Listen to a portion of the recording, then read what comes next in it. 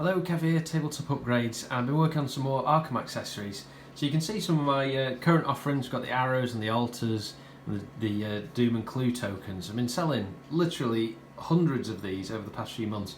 And one of my most popular products is these prism card stands. They're really convenient. They keep your investigator out and stop that annoying problem where you've got to pick at the investigator to get them up. So they're a fantastic accessory. But one thing that's always annoyed me is the monsters. I've never really come up with a sensible solution for the monsters. I played around with these dice trackers, which look really cool. They're not hugely practical, and also they don't solve the problem of having to pick the monsters up. It covers up the cards.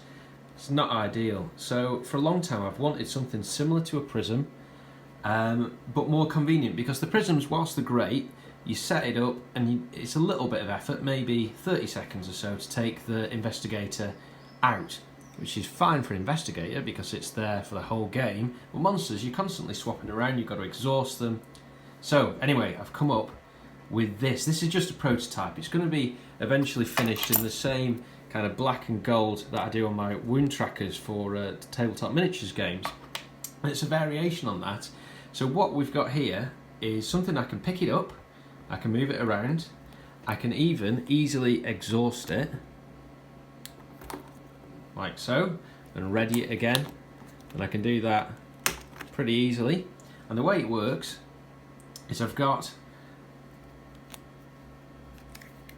this kind of arrangement. So I've got a stand with a magnet on it that clicks onto there, and that holds the card easily without really any setup. You just push it in there and you can, because it's magnetic, it holds in place.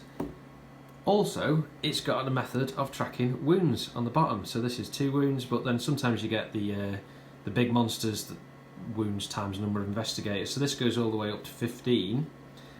So I think this is the start of something. So I'm going to make up some